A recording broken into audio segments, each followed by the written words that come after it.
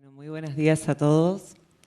Mi charla se llama El nervio se equivoca, porque justamente el nervio pudendo, al estirarse, el nervio pudendo que sale de S2, S3, S4, luego los médicos lo van a explicar bien, se puede atrapar entre los dos ligamentos, en el canal de Alcock, y tiene ramas terminales, ¿no? Tiene la rama anal, la rama perineal y la rama dorsal del clítoris en la mujer y dorsal del pene en el hombre. Entonces digo que el nervio se equivoca porque o se estira o se lastima la vaina de mielina, y digo que se equivoca porque en vez de decirle a los músculos que lo acompañan, relájense que estoy mal, estos músculos hacen un espasmo y lo siguen dañando. Entonces por eso elegí este título para mi presentación. Bueno, aquí podemos ver el nervio pudendo en la mujer y sobre todo el énfasis que quiero hacer en las terminales nerviosas, ¿sí? Porque podemos ver mucha bibliografía donde hay atrapamiento en el canal de Alcock o entre el ligamento sacroespinoso y sacrotuberoso, pero nunca se habla o se habla muy poquito de las terminales chiquititas. Yo digo los pelitos, ¿no? Un pelito que en la casa anda mal, empieza toda la electricidad a funcionar mal. Entonces ahí vemos, bueno, en la mujer cómo inerva las vísceras, en el hombre, ¿sí? Como un solo, digamos, una sola ramita que esté mal, ya vamos a sentir un dolor terrible, ardor, es tremendo, ¿no? Aquí vemos cómo nos apoyamos sobre el sillín, si bien hay otras causas que luego van a explicar. Una sola caída en el sacro, en el coxis, puede generar una lesión en el pudendo. En mi caso, ahí vemos cómo nos sentamos en la bicicleta. También hay trabajos donde uno se sienta y está comprimiendo este nervio porque nos sentamos sobre el pudendo. Todavía no hay sillas con agujeros, digo yo. Y esta es la sensación que uno tiene en el primer momento de desconocimiento total. Ardor, calor, un carbón caliente en los genitales, pulgas saltando con cuchillo, descargas eléctricas y una desesperación terrible porque uno no tiene el nombre de la dolencia. Entonces, la gente no sabe lo que tiene, uno no sabe lo que tiene, los médicos no saben lo que tienen.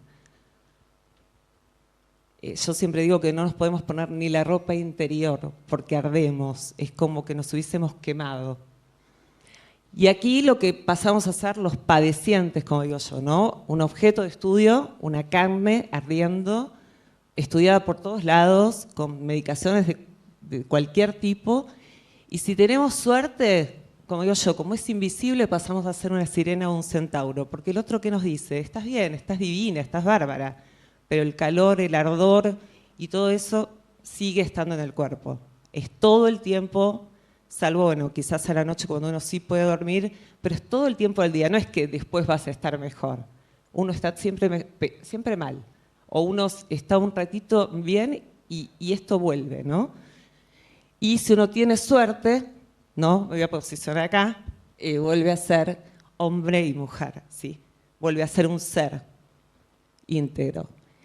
Esta imagen, yo siempre digo que tomo la medicación y después se me va el vestido, se me va el zapatito, es decir, esto cuando nos quedamos sin medicación, ¿no? ¿Cómo si estabas tan bien esta mañana, ahora estás tan mal? Y bueno, porque se me fue la medicación, todo vuelve a manifestarse igual. Y aquí tenemos, para mí, el conflicto es el dolor, no hay otro. Si a mí me sacan el dolor, me voy a bailar, la paso bien. El conflicto es el dolor. Esto es muy importante también para los psicólogos. ¿Por qué? Porque no tenemos que sumar conflictos a este conflicto central. Hay que reconocer que es el dolor, ¿sí? Es ese ardor, esas pulgas saltando con cuchillo que les decía. El cuerpo se siente como cárcel. Uno está apresado en un cuerpo que arde. En invalidez total, uno tiene 120 años. El sistema simpático está en huida, con lo cual el cortisol sube, se genera depresión endógena, sensación de sinsentido, llanto y pecho abierto. Hay casos de suicidio por esta neuropatía, y muchos. Y luego, a nivel, digamos, del entorno, incomprensión del entorno familiar y social frente a una dolencia nueva y desconocida, ¿no? ¿Qué tenés? Vení, ¿por qué no salís? Se te va a pasar. Imposible, imposible sentarme, imposible salir, imposible disfrutar de algo. Y luego, lo que yo digo, lo que suma más al dolor es el desconocimiento médico. ¿Por qué? Porque los médicos no piensan en el nervio. Ahora sí, estos últimos años hubo un cambio mismo en nuestro país, hubo un cambio, empezaron a nombrarlo. El vínculo asimétrico con el médico también influye, porque uno tiene que hacer un esfuerzo abismal para explicarle al profesional lo que tiene. Y termina dándole una charla del pudendo, ¿sí? Y luego siendo, no, mira, no te puedo atender, yo no me dedico a esto, porque no vas a, ¿sí? ¿Por qué no te inyectas corticoides? Porque no? Bueno, es muy duro. El acceso a la información, los pacientes lo tenemos negado, ¿sí? Es el vocabulario específico como monopolio médico. Es decir, ¿por qué yo no puedo nombrar canal de Alcock si se llama canal de Alcock? ¿Por qué no puedo decir dorsal del clítoris si se llama dorsal del clítoris? ¿Sí? Se llama así. Es decir, esto es como en los colegios, digo yo, ¿no? Primero, chicos, no traigan la web al colegio, el monopolio era el saber el profesor, y luego termina siendo Internet integrada en el colegio. ¿Qué problema hay de preguntar? ¿Qué problema tiene el médico como persona, como posible doliente, sí, también, como posible padeciente, de escuchar los cuestionamientos e ir a leer? ¿Qué problema? Al revés. ¿Cuánto podemos avanzar? Si esto, la comunidad médica, el campo médico, deja que uno lea en Internet. Y gracias a Internet, en mi caso, pude entender lo que me pasaba, ¿no?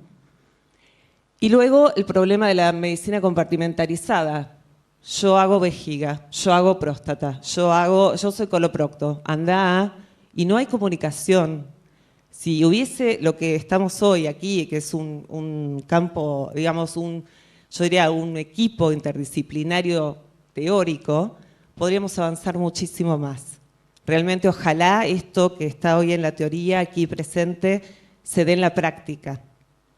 Y bueno, y luego, por supuesto, no la apreciación de los costos en salud por el desconocimiento, porque uno termina haciéndose absolutamente todos los estudios existentes y no existentes.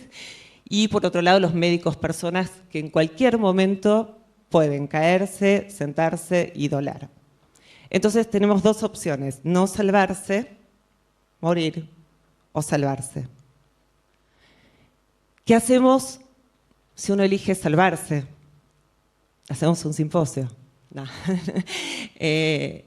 Bueno, salvarse son las estrategias frente al conflicto, ¿sí? Con uno mismo, leer, vincularse con pares, escuchar al cuerpo. Es muy importante buscar acolchonamiento en el silencio y en el descanso, evitar los conflictos. Somos como perritos que escuchamos 5 veces más. No es psicológico el disparo del dolor. Cualquier discusión por una taza de café, por cualquier cosa, nosotros ya nos dispara el calor, el ardor, digamos, los nervios, los nervios y una sensación de inquietud, ¿no? Y, por supuesto, darle al paciente y tener una actitud proactiva para pensar que de esta se puede salir. Con el entorno, con la familia y la sociedad, y lo que yo siempre digo, una sola cosa: dame paciencia para tener paciencia. Simplemente eso. Y en el campo médico, bueno, crear el propio equipo interdisciplinario inexistente, pedir la repetición de estudios. ¿Qué pasa? Uno le dice, no, ya te hiciste una neurografía, ya te hiciste este estudio. ¿Para qué? Si ya te lo hiciste. Pero el cuerpo va cambiando, uno va haciéndose tratamientos. Entonces, con la foto de hoy, hacia adelante. Siempre así. Otra cosa para todos los profesionales, ¿no? El paciente pudiendo detecta instantáneamente el saber del profesional y acude a la consulta por recomendación de otros pacientes. De nada me sirve que me digan, mira, este es el mejor médico en esto, si otro paciente no fue y me dice, Adriana, anda acá, no vayas a.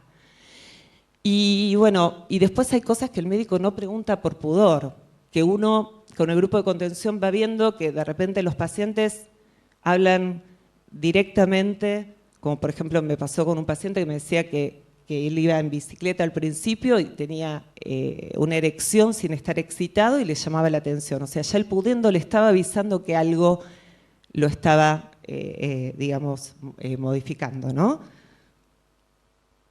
Y aquí vemos lo que yo diría es el vínculo con el dolor crónico. Primero, el dolor crónico es un monstruo que viene cuando quiere, que nos aborda, que no sabemos cuándo se va a disparar, que es difuso, que abarca todo el cuerpo, ¿sí? Después, un momento, si en mi caso yo tomé duloxetina, gabapentina, diazepam de rescate, antihistamínicos en algún momento por la inflamación que genera y la liberación de histaminas en nervio. Y bueno, uno va haciendo una batería de cosas para realmente poder sobrellevar.